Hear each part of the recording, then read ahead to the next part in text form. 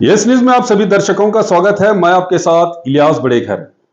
आइए देखते हैं आज की खबर क्या कहती है। ದಿನಾಂಕ 11/2/2025 ವಿಜಯಪುರ ಸಿಟಿಯ ಗಾಂಧಿ ಚೌಕ್ ಪೊಲೀಸ್ ಠಾಣಾ ವ್ಯಾಪ್ತಿಯ ಮದಿನಾ ನಗರದಲ್ಲಿ ರಾತ್ರಿ 9:30 ಗಂಟೆಗೆ ಪಿಂಟು ಮತ್ತೆ 4-5 ಜನ ದುಷ್ಕರ್ಮಿಗಳು ಸೇರಿ ಬಾಗಪ್ಪ ಹರಿಜನ್ ಇದನ್ನ ಪಿಸ್ತೂಲ್ನಿಂದ ಗುಂಡು ಹಾರಿಸಿ ಮತ್ತೆ ತಲವಾರು ಕೊಡ್ಲಿ ಯಂತ್ರ ಆತನಿಗೆ ಮಾರಣಾಂತಿಕ ಹಲ್ಲೆಯನ್ನ ಮಾಡಿ ಸ್ಥಳದಲ್ಲಿ ಬಾಗಪ್ಪ ಹರಿಜನ್ ಮೃತಪಟ್ಟಿರ್ತಾನೆ.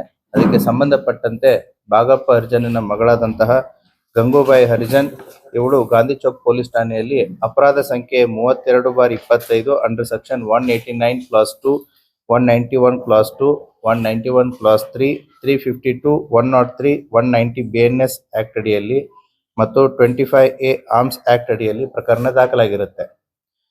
ಮೃತನಾದಂತಹ ಯಾರು ಬಾಗಪ್ಪ ಹರಿಜನ್ ಈಗಾಗಲೇ ಅವನು ಅಪರಾಧಿಕ ಹಿನ್ನೆಲೆಯನ್ನ ಉಳ್ಳವನಾಗಿದ್ದು ಆತನ ಮೇಲೆ 10ಕ್ಕೂ ಹೆಚ್ಚು ಪ್ರಕರಣಗಳು ದಾಖಲಾಗಿತ್ತು. ಅದರಲ್ಲಿ 6ಕ್ಕೂ ಹೆಚ್ಚು ಪ್ರಕರಣಗಳು ಆತನ ಮೇಲೆ ಮರ್ಡರ್ ಕೇಸ್ಗಳು ಕೂಡ ದಾಖಲಾಗಿತ್ತು. ಸೊ ಈ ಹಿನ್ನೆಲೆಯಲ್ಲಿ ಆತನ ಅಸೋಸಿಯೇಟ್ ಆದಂತಹ ಒಬ್ಬ ರವಿ ಮೇಲಿನ್ಕೇರಿ ಅನ್ನೋನು ಕಳೆದ 6 ತಿಂಗಳ ಮುಂಚೆ ಮರ್ಡರ್ ಆಗ್ತಾನೆ. ಆ ಮರ್ಡರ್ ಕೇಸಲ್ಲಿ ತುಳಸಿರಾಮ್ ಹರಿಜನ್ನು ಮತ್ತೆ ಅಲೆಕ್ಸ್ ಗೊಲ್ಲರು, ಪ್ರಕಾಶ್ ಗೊಲ್ಲರು, ಷಣ್ಮುಖ ನಡುವಿನ್ಕೇರಿ ಮತ್ತೆ ಇನ್ನಿತರರು ಸೇರಿ ಆತನನ್ನ ಕೊಲೆ ಮಾಡಿರ್ತಾರೆ. ಈಗಾಗಲೇ ಆ ಎಲ್ಲಾ ಕೊಲೆ ಆರೋಪಿಗಳು ನ್ಯಾಯಾಂಗ ಬಂಧನದಲ್ಲಿದ್ದಾರೆ. ಈ ರವಿ ಮೆಲ್ಕಿನ್ ಮೇರಿ ಮತ್ತೆ ಬಾಗಪ್ಪ ಹರಿಜನ್ ಇವರು ಕೂಡ ಒಂದೇ ತಂಡದಲ್ಲಿದ್ದು ಇವರು ಕೂಡ ಹಲವಾರು ವರ್ಷಗಳಿಂದ ಕೂಡಿ ಕೆಲಸ ಮಾಡಿರ್ತಾರೆ. ಅವರ ಮಧ್ಯೆ ಸಾಕಷ್ಟು ವ್ಯವಹಾರಗಳನ್ನು ಕೂಡ ಇರುತ್ತೆ. ಹಣಕಾಸಿನ ವ್ಯವಹಾರ ಆಗಿರ್ಬೋದು, ರಿಯಲ್ ಎಸ್ಟೇಟ್ ವ್ಯವಹಾರ ಆಗಿರ್ಬೋದು, ಇವರಿಬ್ರು ಕೂಡಿ ಕೆಲಸವನ್ನ ಮಾಡಿರ್ತಾರೆ.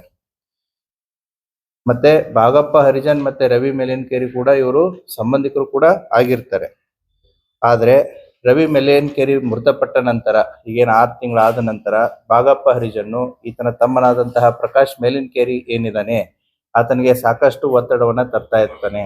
ಏನಂದ್ರೆ ರವಿ ನನ್ನ ಹೆಸರಲ್ಲಿ ಸಾಕಷ್ಟು ಆಸ್ತಿಯನ್ನ ಮಾಡಿದಾನೆ, ಸಾಕಷ್ಟು ದುಡ್ಡನ್ನ ಮಾಡಿದಾನೆ, ವಾಹನಗಳನ್ನ ಮಾಡಿದಾನೆ, ಆ ಎಲ್ಲವನ್ನ ಕೂಡ ನನಗೆ ವರ್ಗಾಯಿಸಿ ಅಂತಂತೇಳಿ ಅವನಿಗೆ ಪೀಡಿಸ್ತಾ ಇರ್ತಾನೆ. ಯಾರಿಗೆ? ಪ್ರಕಾಶ್ಗೆ.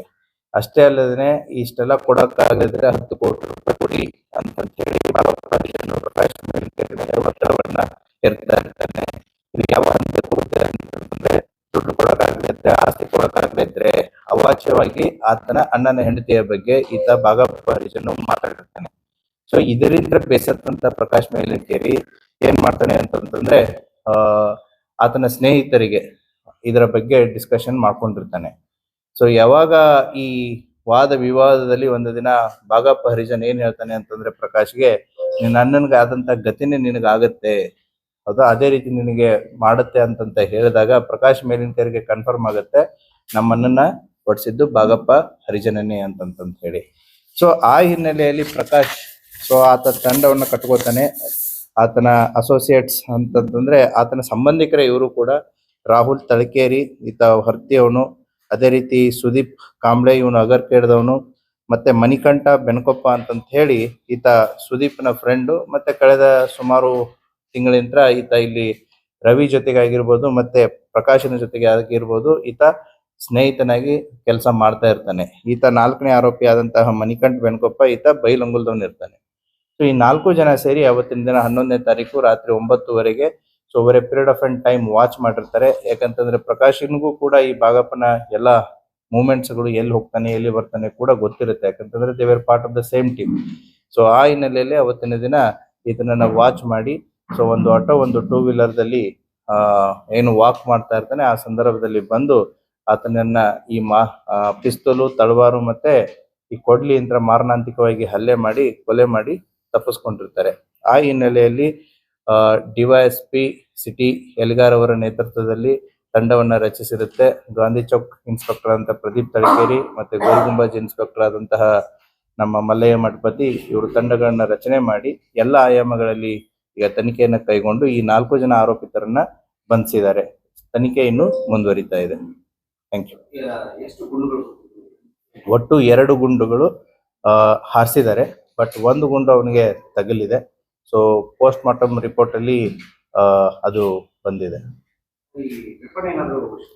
ಎಸ್, ನಡೀತಾ ಇದೆ. ಆ ಎಲ್ಲ ಪ್ರಕ್ರಿಯೆಗಳು ಏನು ಆಯುಧಗಳಾಗಿರ್ಬೋದು, ವೆಹಿಕಲ್ಸ್ ಆಗಿರ್ಬೋದು, ಅವನು ಏನೇನು ಯೂಸ್ ಮಾಡಿದ್ದಾರೆ ಅವನ್ನೆಲ್ಲವನ್ನು ಕೂಡ ಪೊಲೀಸ್ ಮಹಾಜರದಲ್ಲಿ ಮತ್ತೆ ಅವರಿಂದ ರಿಕವರಿ ಮಾಡುವಂತ ಎಲ್ಲಾ ಪ್ರೊಸೆಸ್ಗಳು ಚಾಲ್ತಿಯಲ್ಲಿದೆ.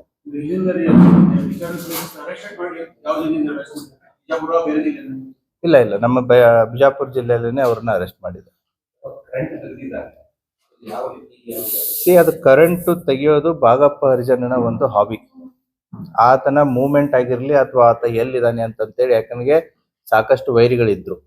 ಸೊ ಆತನೇ ಲೈಟ್ ಅನ್ನ ಆಫ್ ಮಾಡ್ಕೊಂಡು ಆತ ಬಂದಿರೋದು ಹೋಗಿರೋದು ಯಾರಿಗೂ ಕಾಣಬಾರ್ದು ಅಥವಾ ಅವನ ಮೂವ್ಮೆಂಟ್ಸ್ ಗಳು ಯಾರಿಗೂ ಕಾಣಬಾರ್ದು ಅಂತೇಳಿ ಆತ ಮನೆಯ ಹೊರಗಿನ ದೀಪಗಳನ್ನ ಆರಿಸೋದು ಒಂದು ಹವ್ಯಾಸ ಆಗಿರುತ್ತೆ.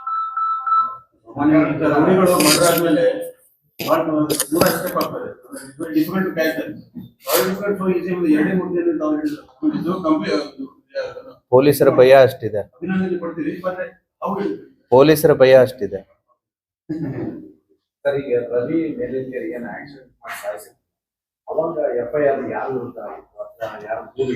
ಅದರಲ್ಲಿ ತುಳಸಿರಾಮ್ ಹರಿಜನ್ ಮತ್ತೆ ಇನ್ನಿತರ ಆರೋಪಿಗಳಿದಾರಲ್ಲ, ಸೊ ಅಲೆಕ್ಸ್, ಷಣ್ಮುಖ, ಪ್ರಕಾಶು, ಮುರುಗೇಶು, ರಾಜಸಾಬು ಇವ್ರ ಮೇಲೆ ಪ್ರಕರಣ ದಾಖಲಾಗಿತ್ತು. ಅವಾಗ ಅದರಲ್ಲಿ ಕಂಪ್ಲೇಂಟ್ ಪ್ರಕಾಶ್ನೇ ಇರ್ತಾರೆ.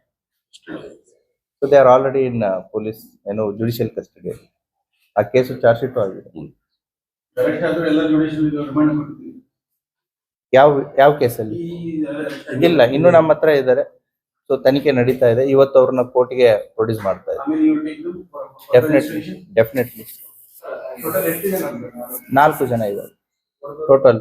ಎಸ್, 4 ಇನ್ನೂ ಕೂಡ ತನಿಖೆ ಮಾಡ್ತಾ ಇದ್ದಾರೆ. ಅದನ್ನೇ ಹೇಳಿದೆ ನಾನು ಇವಾಗ ಅದ್ರ ಬಗ್ಗೆ. ಸೊ ರವಿ ಸತ್ತಾದ್ಮೇಲೆ ರವಿ ಮತ್ತೆ ಬಾಗಪ್ಪನ ಮಧ್ಯೆ ಏನು ವ್ಯವಹಾರಗಳಿತ್ತು, ಸೊ ಬಾಗಪ್ಪನ ಹೆಸರಲ್ಲಿ ರವಿ ಸಾಕಷ್ಟು ದುಡ್ಡು ಆಸ್ತಿ ಮಾಡಿದಾನೆ ಅಂತಂತೇಳಿ ಬಾಗಪ್ಪ ಈ ಪ್ರಕಾಶ್ಗೆ ಅಲಿಯಾಸ್ ಪಿಂಟೋ ಏನಿದಾನೆ ಅವನಿಗೆ ತೊಂದರೆ ಕೊಡ್ತಾ ಇದ್ದ. ಸೊ ಮನೆ ಆಗಿರ್ಬೋದು, ಕಾರ್ ಆಗಿರ್ಬೋದು, ದುಡ್ಡು ಆಗಿರ್ಬೋದು, ಏನ್ ಮಾಡಿದಾನೆ ಅದನ್ನೆಲ್ಲ ನನ್ನ ಹೆಸರಿಗೆ ಮಾಡಿ ಅಂತ. Yes, that is part of the investigation. So status is that becomes a part of the evidence.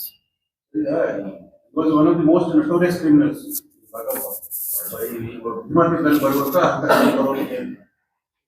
ಇದನ್ನ ಟೋಟಲಿ ಮಟ್ಟ ಹಾಕಬೇಕು ಅನ್ನೋ ಮತ್ತೇನೋ ಮುಂದುವರಿಬಾರದು ಈ ತರ ಮತ್ತೆ. Definitely police will be very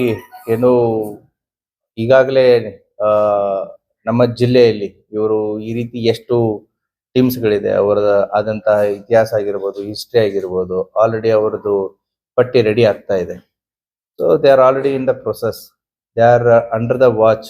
ಅವ್ರದ್ದು ಸರ್ವೆಲೆನ್ಸ್ ನಡೀತಾ ಇದೆ. ಅವ್ರು ಏನು ಆಕ್ಟಿವಿಟೀಸ್ ಮಾಡ್ತಾ ಇದ್ದಾರೆ ಅದನ್ನೆಲ್ಲ ವಾಚ್ ಮಾಡ್ತಾ ಇದೆ. Definitely will take A strongest stringent action on this criminals.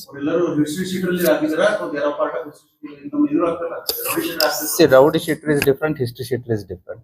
History shooter is a convicted person. So rowdy shooter ಈಗ ಇವೆಲ್ಲ ರೌಡಿ ಶೀಟು, ಹಿಸ್ಟ್ರಿ ಶೀಟು ನಾವು ಓಪನ್ ಆಗಿ ಡಿಸ್ಕಸ್ ಮಾಡುವಂತದ್ದಲ್ಲ. So that is a part of the administration process.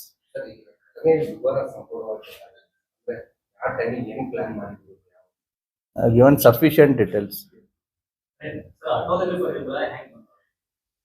ಆರೋಪಿಗಳು auto ಮತ್ತೆ ಒಂದು 2 wheeler ನ use ಮಾಡಿದ್ದಾರೆ. ಸೊ 4 ಜನ ಹಾಕಿದ್ರು, 2 ಆಟೋದಲ್ಲಿ, 2 2 ವೀಲರ್ ದಲ್ಲಿ ಬಂದಿದ್ದಾರೆ. ಯಾರು ಇದರಲ್ಲಿ 4 ಜನ ಆರೋಪಿತರಲ್ಲಿ ಒಬ್ಬನ ಮೇಲೆ ಮಾತ್ರ ಹಳೆ ಒಂದು ಕ್ರಿಮಿನಲ್ ಕೇಸ್ ಇದೆ. ರಾಹುಲ್ ತಲಕೇರಿ ಮೇಲೆ 2022 ದಲ್ಲಿ ಹೊರತಿ ಪೊಲೀಸ್ ಠಾಣೆಯಲ್ಲಿ ಒಂದು ಅಟೆಂಪ್ಟ್ ಮರ್ಡರ್ ಕೇಸು ಇದೆ. ಅದರಲ್ಲಿ ಆಲ್ರೆಡಿ ಕೋರ್ಟ್ ಅಲ್ಲಿ ಟ್ರಯಲ್ ನಡೀತಾ ಇದೆ. ಅವನು ಕೋರ್ಟ್ ಅನ್ನು ಕೂಡ ಅಟೆಂಡ್ ಮಾಡ್ತಾ ಇದ್ದಾನೆ. ಬಟ್ ಉಳಿದಂತ 3 ಆರೋಪಿತರ ಮೇಲೆ ಯಾವುದೇ ರೀತಿಯಾದಂತಹ ಕ್ರಿಮಿನಲ್ ಹಿನ್ನೆಲೆ ಇಲ್ಲ. Yes S.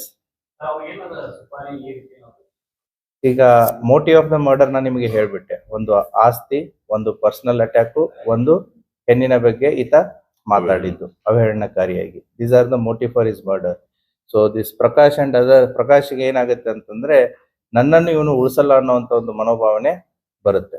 ಯಾಕಂತಾರೆ ಅಣ್ಣನ್ನೇ ಹೋಗಿದ್ದಾನೆ, ಇನ್ನ ಇವನ್ ಕೊಡೋ ಕಾಟಕ್ಕೆ ಇನ್ನು ಒಂದು ನಾನು ಇರ್ಬೇಕು ಇಲ್ಲ ಆತ ಇರ್ಬೇಕು ಅನ್ನೋಂತ ಒಂದು ಮೈಂಡ್ ಸೆಟ್ ಅವನಿಗೆ ಪ್ರಿಪೇರ್ ಆಗುತ್ತೆ. Thank you.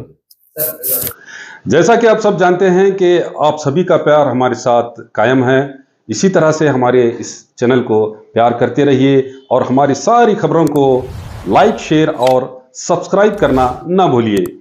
हमारा यही मकसद है कि आपको हर खबर जो है जैसा है वैसा ही आपको हम दिखाते रहेंगे, ना किसी का पक्ष लेंगे, ना किसी के विरोध में जाएंगे। हमारे कदम सच के साथ।